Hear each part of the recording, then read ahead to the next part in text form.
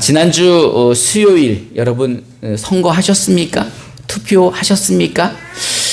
그러면 어느 당에다 또는 누구에게 투표를 하셨습니까? 저를 한번 따라해 보시기 바랍니다. 투표는 비밀이 원칙입니다. 여러분, 투표는 비밀이 원칙이니 교회에서 말하면 돼요, 안 돼요? 누구 찍었어? 이러면 어떡하셔야 돼요? 비밀이에요. 여러분, 교회는 여당이 오는 곳일까요? 야당이 오는 곳일까요? 여러분, 교회는 진보가 와야 됩니까? 보수가 와야 됩니까? 예수님은요, 아마 진보도 보수도 아니셨을 것 같습니다. 예수님은요, 좌파도 우파도 도둑놈이든 살인자든 수고하고 무거운 짐진 자들이라면 누구든지 아마 오라고 말씀하셨을 겁니다. 예수님은요, 정치적이지 않으셨습니다. 예수님 당시 이스라엘은 로마의 속국이었잖아요. 로마에서 얼마나 압제를 했습니까? 온 백성들의 소원이 뭐였어요? 독립이었습니다. 근데 예수님은요, 독립을 위하여 싸우지 않으셨습니다. 사실 그래서 사람들이 예수님을 잡아서 십자가에 못 박은 거죠. 오늘 본문에서 만나볼 제자 이 가룟 유다도 그런 이유로 예수님을 팔았습니다. 예수님의 제자 중에는 유다라는 이름이 둘이나 있습니다. 한 사람은 우리가 아는 이제 가룟 유다고, 또 한 사람은 다데오라는 사람입니다. 이 다데오는 예수님의 제자이면서 또 다른 유다입니다. 야고보의 아들이면서. 그래서 유다가 두 명이니까 너는 유다 이름 말고 다데오라는 이름으로 사용하자라고 해서 다데오가 된 것이고, 또 다른 유다, 그래서 성경에도 보면 또 다른 유다 이런 식으로 표현이 되어 있잖아요. 그 또 다른 유다는 가롯 유다입니다. 이 가롯이라는 것은 지역 이름이에요. 그 가롯이라는 곳 지도를 잠깐 보시면은 이제 그 카리옷이라는 곳이 있습니다. 이곳이 이제 우리가 말하는 가롯 이렇게 이야기하는 가룟 유다의 고향입니다. 이 가룟 유다의 고향인 가롯은 예루살렘 아래쪽에 있습니다. 남쪽에 위치해 있습니다. 그래서 사실은 예루살렘 북쪽에 있는 사람들보다 교육 수준이 높아요. 그래서 이 가룟 유다가 재정을 맡고 있었던 것은, 그 예수님과 제자들 그 공동체에 돈을 맡고 있었던 것은 그가 좀 똑똑하고 배운 사람이고 교육이 다른 사람보다 앞섰기 때문에 그가 재정을 맡았던 것 같습니다. 또 가룟 유다는요, 열심당원이었어요. 열심당원이라는 것은 이제 극단적인 종교적 애국단체로서 로마 제국에 무장투쟁을 할 것을 주장하는 저항운동 조직입니다. 우리나라로 말하면 독립운동가? 약간 이런 느낌이에요. 그래서 이제 가룟 유다가 조금 더 극단적이고, 조금 더 정치적이고, 조금 더 똑똑한 소리를 많이 하죠. 그런데 이상하게 예수님의 다른 제자들은 가룟 유다를 이렇게 얘기합니다. 이 마태와 마가는요, 마태복음과 마가복음에서 가룟 유다를 예수를 판 자라고 기록하고 있습니다. 예수님을 배신했다는 뜻인 거죠. 누가는요, 누가복음에서 그를 예수를 파는 자라고 설명합니다. 요한은요, 요한복음에서 가룟 유다를 예수님을 줄 자라고 기록하면서 특이하게 한 가지를 더 기록하였습니다. 우리 요한복음 12장 2절부터 6절을 우리말 성경으로 한 절씩 교독해 봅시다. 제가 먼저 2절을 봉독하겠습니다. 그곳에서 예수를 위해 잔치를 베풀었습니다. 마르다는 음식을 날랐고 나사로는 예수와 함께 음식을 먹고 있는 사람들 가운데 함께 있었습니다. 그때 마리아가 매우 값비싼 향유인 순수한 나드 이를 베풀어서 예수의 발을 고 자기 머리로 예수의 발을 닦아 주셨습니다. 지원으로 하늘로 가겠습니다. 그때 제자 중 하나이며 나중에 예수를 배반할 가룟 유다가 말했습니다. 왜 이 향유를 300데나리온에 팔아 가난한 사람들에게 주지 않고 남게 우리 함께 봉독해 봅시다. 그가 이렇게 말한 것은 가난한 사람들을 생각해서가 아니었습니다. 그는 돈주머니를 막고 있으면서 거기에 있는 돈을 훔쳐가곤 했기 때문입니다. 이 베다니 나사로의 집에 예수님을 위한 잔치가 열렸습니다. 그때 이제 그 여동생 마리아가 아주 비싼 향유를 예수님 발에 붓고 그걸 자기 머리로 이렇게 닦고 있었어요. 그러니 여러분 향수 하나만 떨어뜨려도 온 집안이 향기로 가득할 텐데 이 마리아가 부은 향유는 300데나리온이라는 겁니다. 이게 얼마인가 봤더니 이제 노동자의 1년 연봉이에요.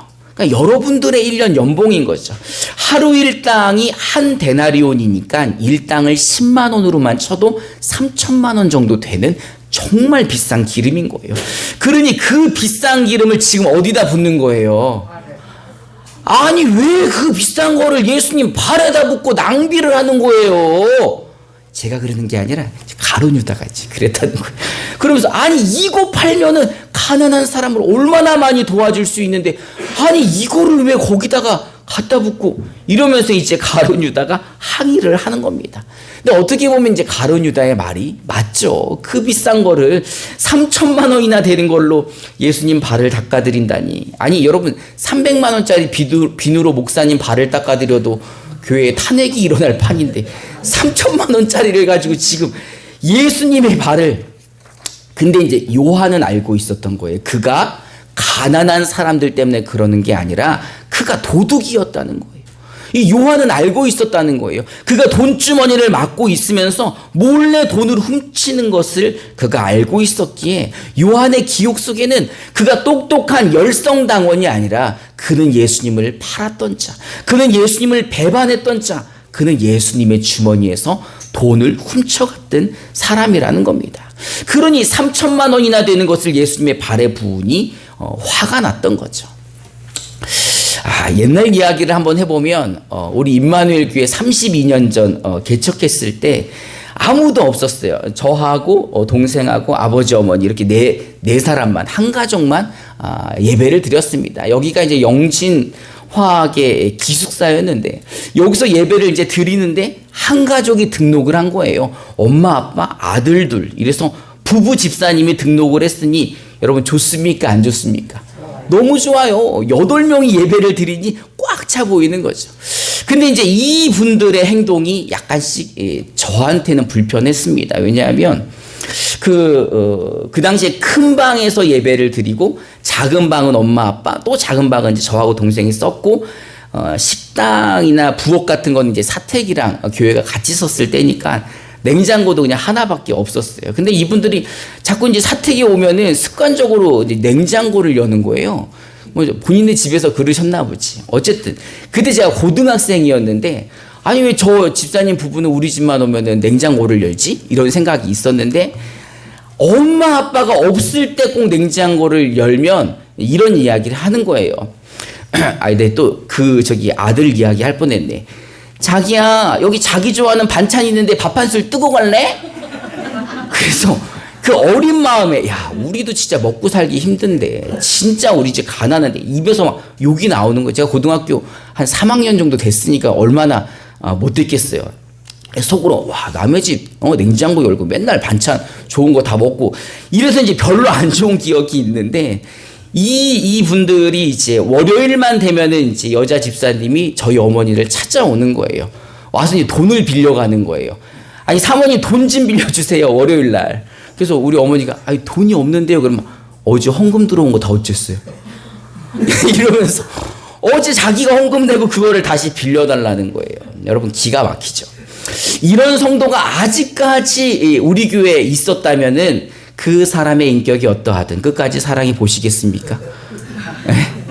아마 지금 같으면 지금 저라면 저 용납할 수 있을 것 같아요. 근데 그 당시에는 진짜 마귀 같은 거예요.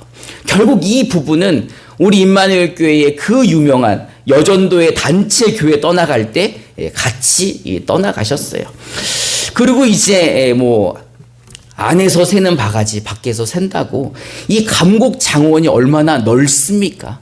이곳에서 30년 동안 교회를 돌아다니다 결국은 더 이상 갈 교회가 없어서 이제 70이 다 된 부부인데 두 분만 예배를 드리신대요. 그래서 제가 얼마 전에 만났어요. 얼마 전에 만났는데도 아직도 저한테 목사님이라는 소리를 안 하고 사미 아빠 이런 얘기를 하셔요. 그래서 제가 이제 그분한테 이제 집에서 그렇게 예배 드리지 말고 저희 교회를 다시 나오라고 제가 말씀을 드렸는데, 여러분 그 가정 다시 오셔도 받아주실 거죠? 이게 당연히 열어야 돼요?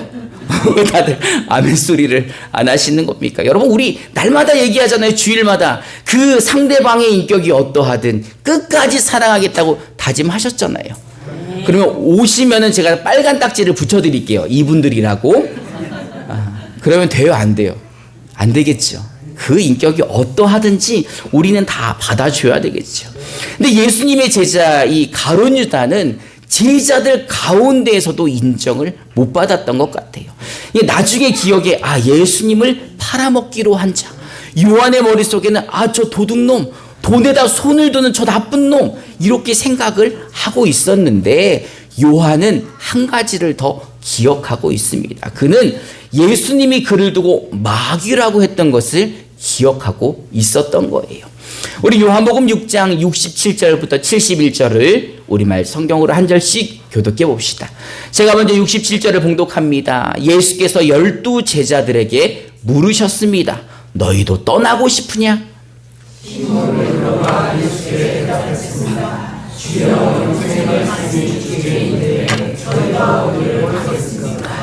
주는 하나님의 거룩하신 분임을 저희가 믿고 또 압니다. 그러자 예수께서 대답하셨습니다. 내가 너희를 택하지 않느냐? 그러나 너희 중 하나는 마귀다. 우리 함께 봉독합시다. 이것은 가롯 시몬의 아들 유다를 두고 하신 말씀이었습니다. 그는 12 제자 중 한 사람이었지만 나중에 예수를 배신하게 될 사람이었습니다. 아멘. 예수님께서 말씀하시는 게 누구냐? 마구니가 끼었어. 그중 하나는 마귀야. 이렇게 예수님이 말씀하고 계시는 거예요. 근데 나중에 이 요한복음이 나중에 기록되었잖아요. 그러니까 나중에 요한이 생각했을 때 이것은 가룟 유다를 두고 하셨던 말씀이구나. 나중에 그가 예수님을 배신할 사람이란 걸 알고 그렇게 하셨구나라고 생각을 했던 거예요. 이 말씀하셨을 당시에는 누가 마귀였는지를 몰랐겠죠. 가룟 유다는요, 예수님을 은 30에 팔았습니다. 은 30이라면 노동자의 3개월치 임금입니다. 한 10만 원 정도씩 하면은 900만 원 정도 되지 않을까? 이 900만 원 정도 되는 돈을 받고 예수님을 팔았던 거예요.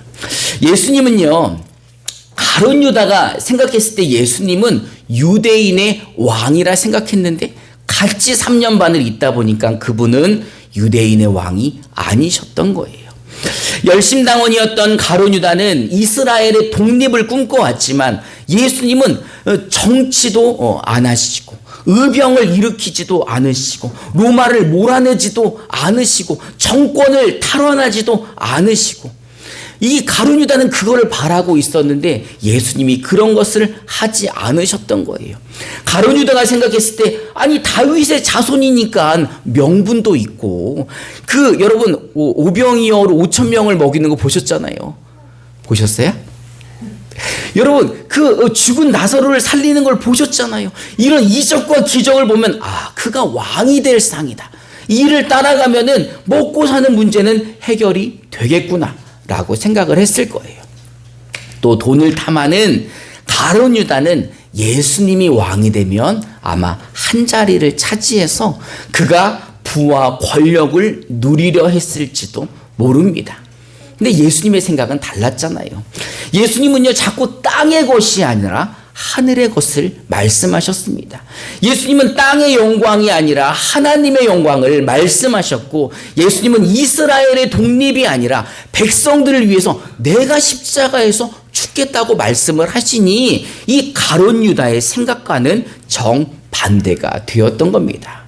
그리고 이 예수님을 팔려고 결심하게 된 일이 바로 이 향유를 예수님 발에 부었던 일입니다. 우리 마태복음 26장 12절부터 16절을 우리 개역개정으로 우리말 성경으로 함께 봉독해 봅시다. 제가 먼저 12절을 봉독하겠습니다. 이 여인이 내 몸에 향유를 부은 것은 내 장례를 준비하기 위한 것이다.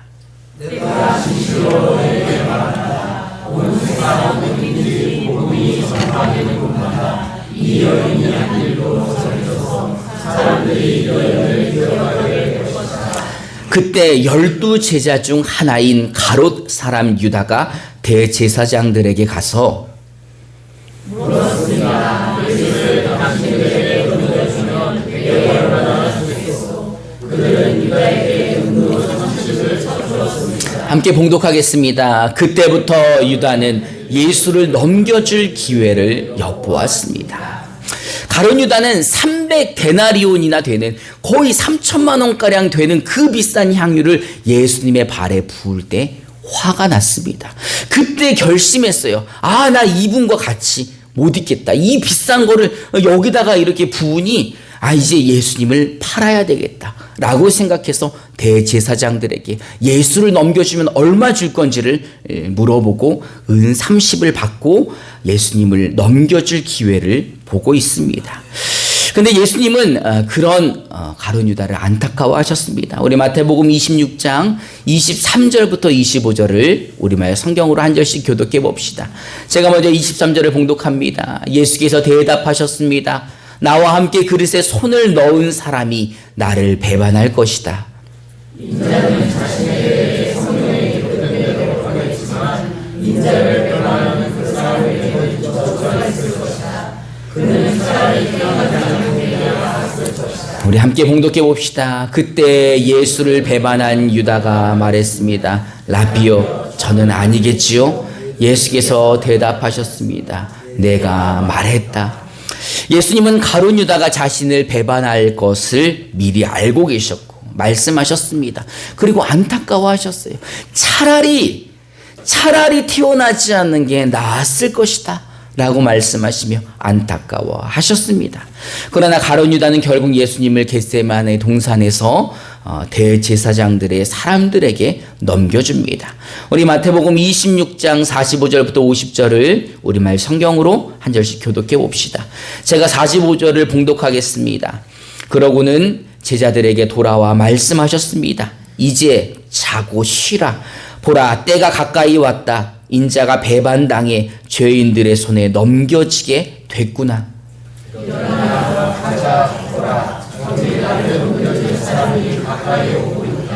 예수의 말이 채 끝나기도 전에 12 제자 중 하나인 유다가 다가왔습니다.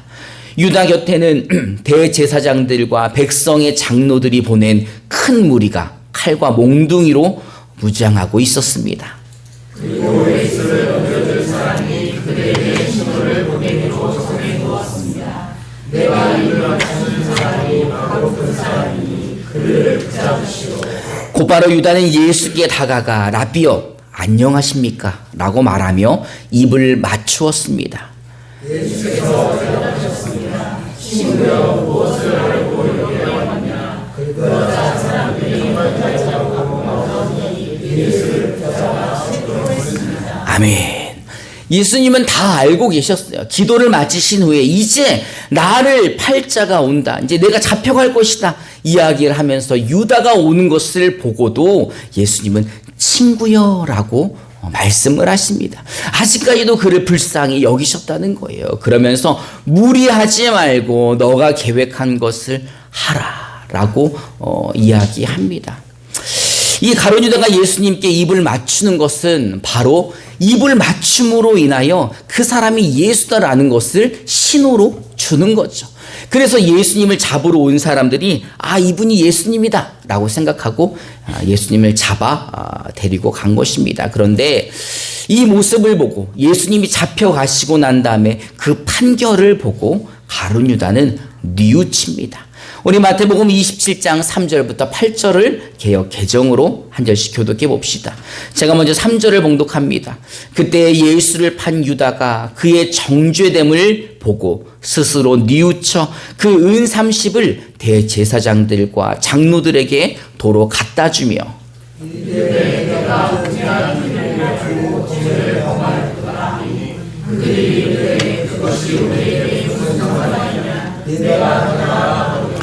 유다가 은을 성소에 던져놓고 물러가서 스스로 목매어 죽은지라.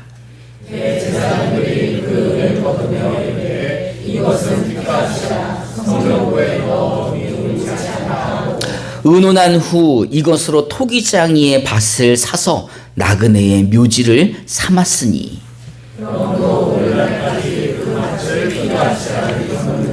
아멘. 가룟 유다는 예수님의 유죄 판결을 보고 그가 십자가에 죽으실 것을 알게 되자 자기가 얼마나 잘못했는지를 알았습니다. 그래서 은 30을 다시 대제사장들에게 갖다 주면서 내가 죄 없는 사람을 너희에게 팔아 넘겼다 라고 뉘우치는데 대제사장들이 말하잖아요. 아니 그게 우리와 무슨 상관이야. 그 죄는 너가 받아야지 라고 그에게 이야기하면서 돈을 받지 않고 돌려주지요.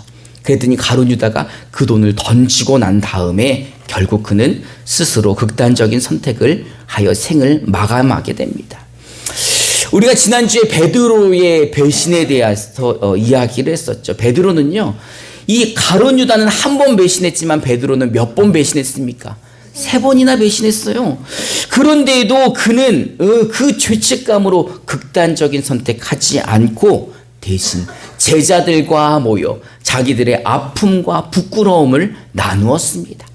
그리고 부활하신 주님을 만나게 되었고 내가 주님을 사랑하는 줄을 주께서 아십니다라고 3번이나 고백하며 회개하게 되었습니다.